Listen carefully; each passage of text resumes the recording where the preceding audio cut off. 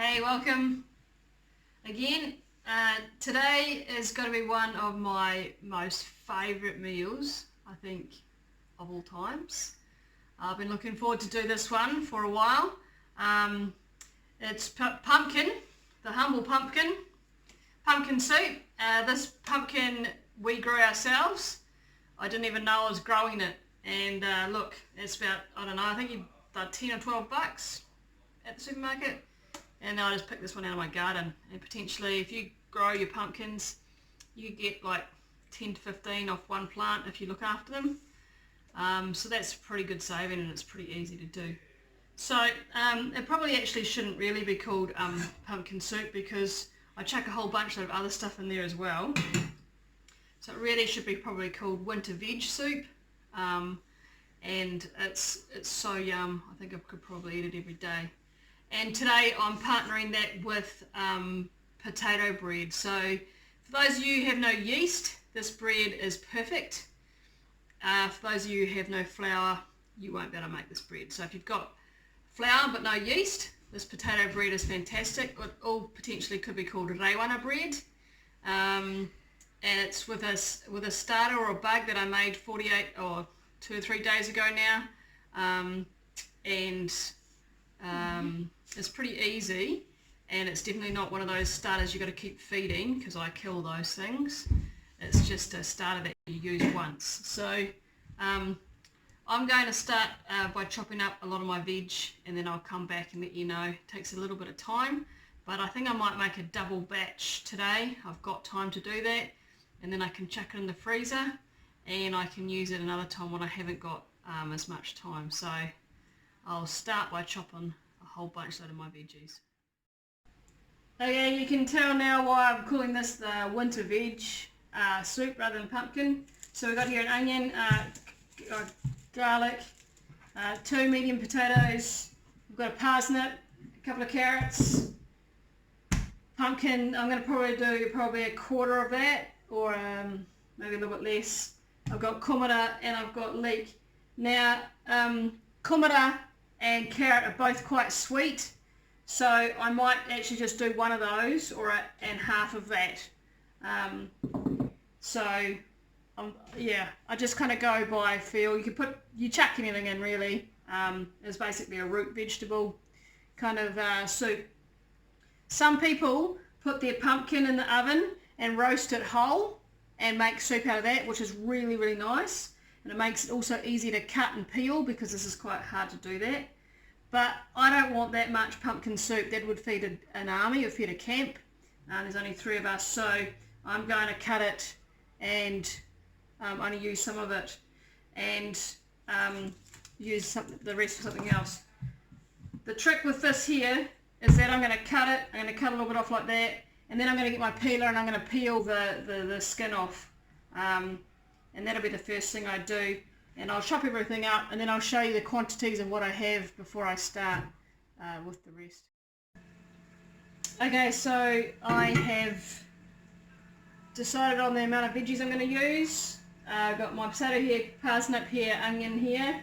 I've decided I'm going on that much carrot, that much kumara, and I've peeled my my pumpkin here as well.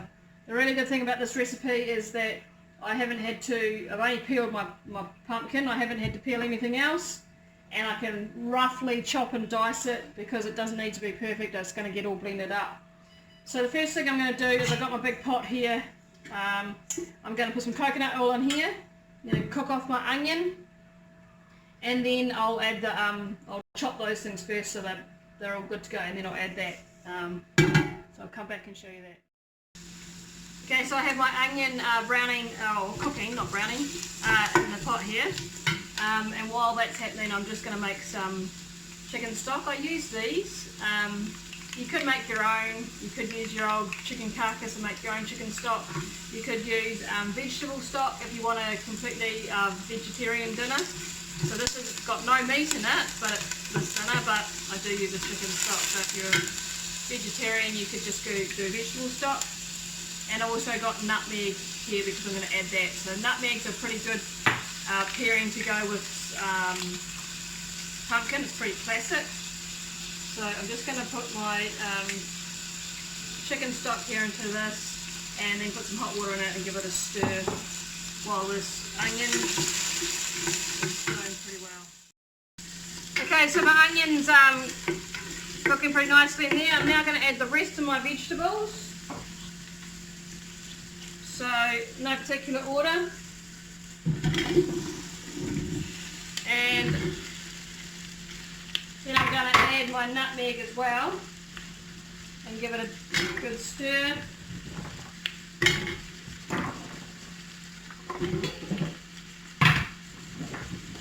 Get them all in.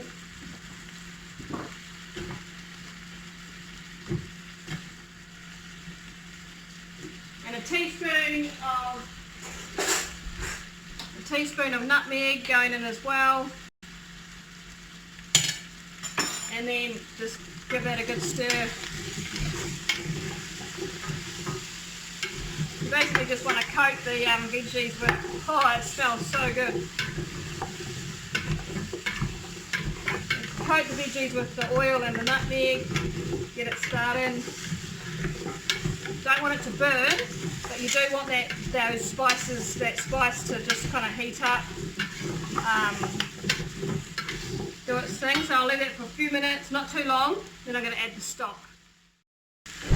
Okay, so that's given it just a little bit of time, about 1 minute, 30 seconds, just for that spice in there to smell delicious. I'm going to add the stock. I've just got 2 cups in this one because it was all that was thick in there. But then you want to add enough hot water to just probably another 2 cups, I'd say. So 4 cups. We'll see how we go. Oh no, probably even a bit more. You just basically want to just get to that point there so that you can poke them all down. Then I'm going to add 1 teaspoon of curry powder, or a heaped one, so I'm doing a double batch, maybe even a bit more today. Give that a stir. Oh yes, smells so good.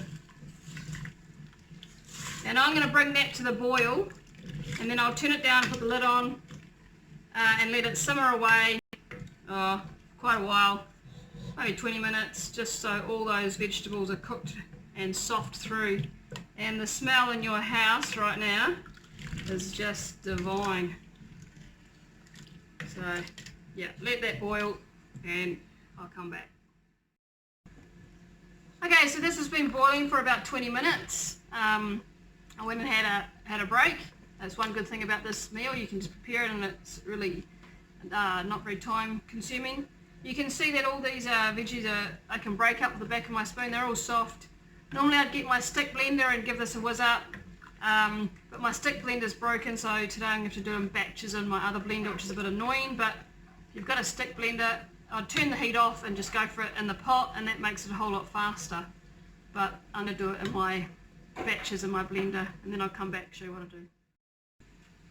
Okay, so I've blended that up with my blender and put it back in the pot. I'm going to put that on to just keep heating.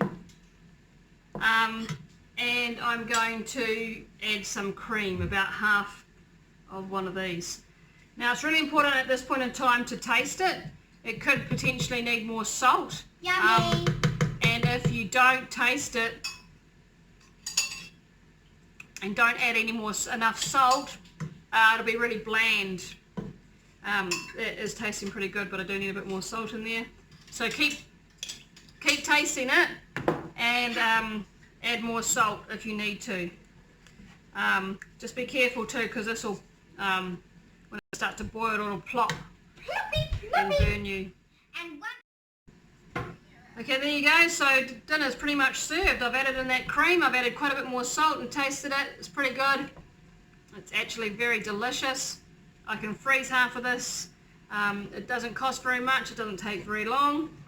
If you wanted it to be dairy free, you could add coconut cream or coconut milk instead of cream, or you could just have it without that as well. It's a really nice, really simple, easy comfort food dinner, and I'm going to serve it with my Rewana bread. Okay, so just dishing up my beautiful creamy pumpkin soup into my bowl here. And I'm going to serve it with that beautiful Rewana potato bread. The recipe for the bread will be in a different video, just to keep it a little bit more simpler. But put some butter on that and dinner is served.